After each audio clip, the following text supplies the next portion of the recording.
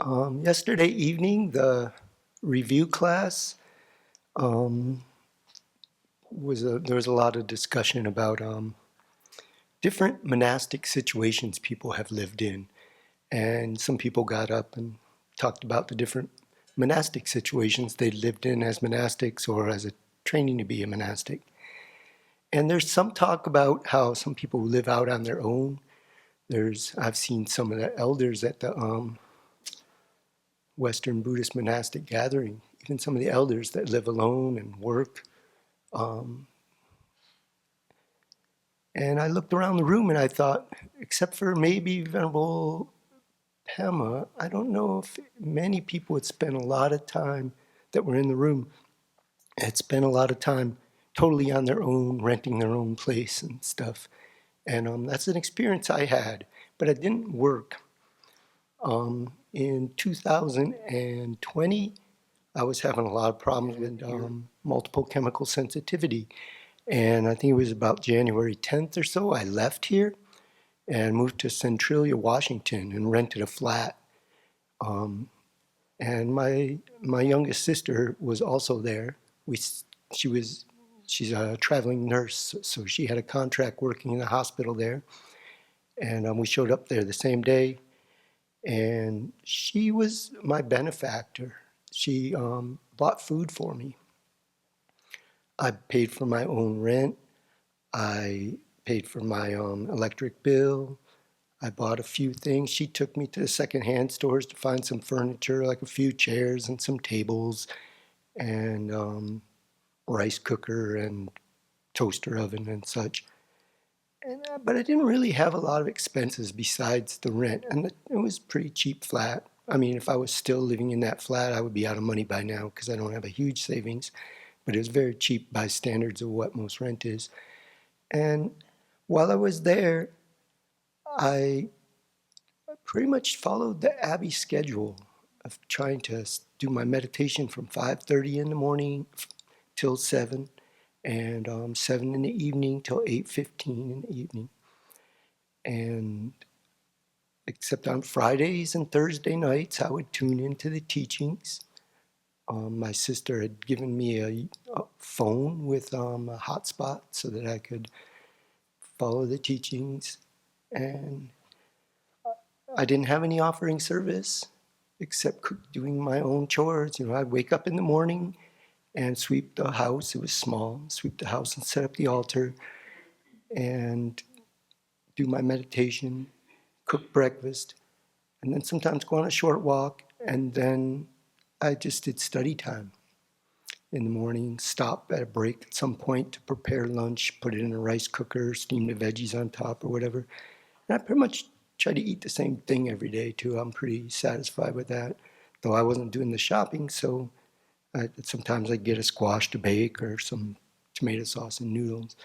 But mostly it was just rice and veggies and tofu.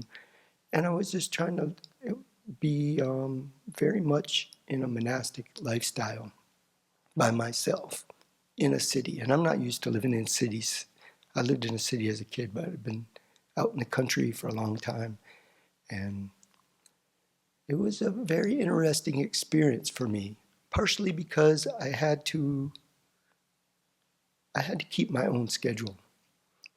And I was quite sick, so some mornings I couldn't really get up in the morning. And a naturopath had told me you need to sleep 5 hours straight every night. So sometimes I would sleep in a little bit. But mostly I tried to keep that schedule. I would go out on hikes in the middle of the day after lunch before afternoon study time. And on my sister's day off, we would go on a hike. And usually I would get home in time for evening practice. A couple times we went to Mount Rainier National Park and got home quite late. And I just said, I need to do my practice on the way home. And I just did my practice while we were driving.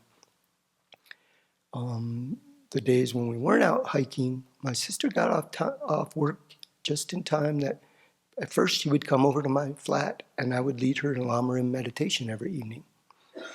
And it wasn't I mean, I got into Centralia about 20 days, maybe 30 days before the world found out about COVID. And she's working in a hospital. So she got me a phone with screen, and I led the meditation on FaceTime because she didn't want to be coming over to my house right after dealing with COVID patients. So we kept that up the whole time I was in Centralia, 6 months. And I didn't talk to a lot of people either because it was COVID, and it was kind of like being in a little bit of a retreat, a study retreat. Actually, I started towards the end of that time doing prostration nundro. So for a while, I was doing about 700 prostrations a day. Yeah, about 700, and trying to really get into it. And I was cutting into my study time a little, and I didn't know what the people around me thought of this guy walking around in robes. Trump had just gotten into office, and there were some people that were pretty emboldened, some very bigoted people that were very emboldened at that time, and people were being accosted on the streets. And trans people and gay people were amongst that. And I thought, oh, I'm a guy in a skirt. I might be a target, you know. But nobody ever said anything mean to me the whole time I was out. And a couple times I had a couple people recognize me as a monastic. So a car drove by with the windows up, and the passenger just went like this when I was like walking towards the library. And I thought it might have been Jazz, or somebody we know. I'm like, was that Jazz? Because I know he lives in Olympia, or he did. I don't know where he's at now.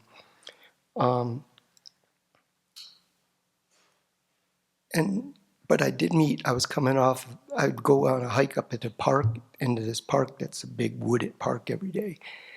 And I was coming down out of there, and there was an old man. He was maybe, well, younger than some of y'all, about 68 maybe. And this was right when the COVID was just in the news. People were dying in right near Seattle in the old folks' homes. And so we're on this little street talking from across the street. And he's like, what kind of monk are you? I said, well, I'm a Buddhist monk. He said, yeah, I know, but are you Kargyu or are you Geluk? And he said, oh, when my father was alive, he used to go up to Seattle and visit with the Rinpoche every week. And actually, that was pretty cool for me to talk to him. And I never saw him again. We just met briefly, but I felt connected to Buddhists again. Rather than being out in this world where nobody, it's like I'm doing my own practice and no one has any idea what it is, except my sister, who's very inspired by Thich Nhat Hanh. So she's very interested in Buddhism, and really was so supportive. I mean, when we went on our hikes, we didn't talk about the weather and this and that. She could ask me questions about the Dharma. It was very nice. And so being out and about like that and living on my own, I also spent 6 weeks back at the collective I used to live on in Montana, and there was only one guy there and 2 dogs. And I stayed there for a while after Centralia, and I still got up in the morning and did my meditation, and in the evening and studied, and pretty much kept the same kind of schedule, worked in the garden instead of hiking, and saw a few people come down and visit. I had some friends come down who I've known 40 years now. I knew them about 35 years then. And I remember years ago, before I really knew who the Dalai Lama was, we were talking about heroes, and they said the Dalai Lama's our hero. But I remember when I left to go ordain, and they were like, "Oh, what's being a monk going to be like?" You know. And when they found out it meant being celibate, they were like, you know, they're this married couple. So, but I was surprised they didn't know that. People don't know monks and nuns are celibate, you know. And he, when they came down and visited me when I was at the collective in Montana for that 6 weeks, and he gave me some money, and he said, you know, this is, you know, we know you don't have any way to support yourself, and this is a donation. And that was pretty cool because I knew that was a donation made not just out of friendship, but out of an understanding of that they were, I think they read the Dalai Lama's writings and such. And so it wasn't that hard for me in some ways to be out and about. I had to be with my own mind about what it meant to be a monastic, and I had a determination to live a monastic life, not to just be in robes and live like a layperson. But I missed being here.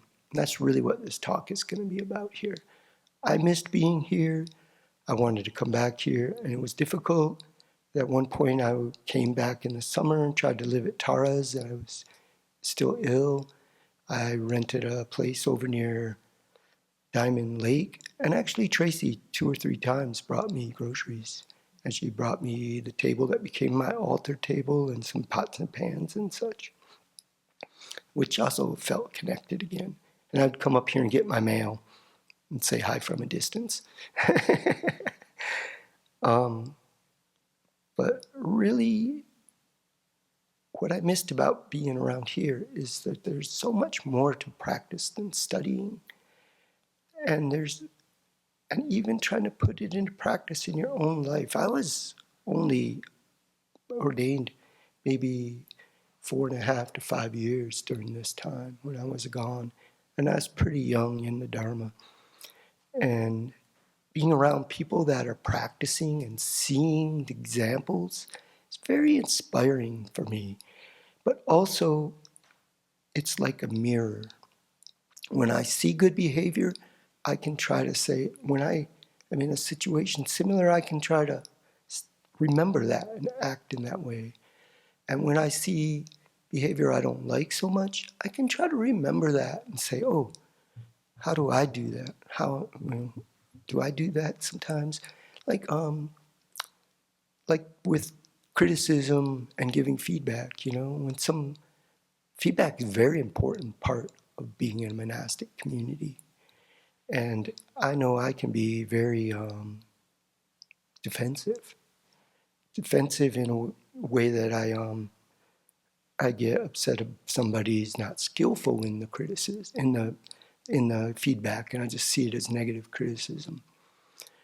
And so then I have to think about, when I give feedback, how am I giving it? Am I giving feedback in a way that people can accept, Or if I'm receiving feedback and I see people that want to, just not deal with it properly, I say, oh, that's how I've been with that. And so I can learn from all the people I'm around, And there's just a lot of energy of being together where we're trying to live a certain lifestyle and we're around other people that understand that. If I had stayed away longer, I probably would have had to look at some way of having a job. And that would have been more like what a lot of monastics that live on their own have to go through. I'm glad I didn't have that. And I'm glad I've been able to be back here because it's been very good for my practice. I look at my mind back then and my mind now, and it's very different. I look at my mind 8 months ago and I look at my mind now, and it's a lot different. And I'm so very glad for this rare opportunity we have to practice here. And I say this, and I'm talking about living a monastic life, but I know this is applicable to a lot of lay people, that they're out trying to practice as Buddhists, and they're not around people that understand that. And they come here, and it can be very helpful. And they can be inspired by our practice. I'm very inspired by the practice of the lay people that come here, very much so. And so it's very nice to have community. It's so important. And it's also about feeling that connection with people. And I contemplated that when I lived out alone. I thought about when I would go, sometimes I go to a park and sit in a park and just watch people and think about, these people want to be happy, and avoid suffering, and think about metta meditations and bodhicitta meditations. But it's really a deep thing to practice with people. And I'm glad we have this here, and we're upholding the Dharma. I hope that many people, long after all of us are gone, get to come here and practice. And that the Sravasti Abbey will be a key thing in many people reaching Buddhahood.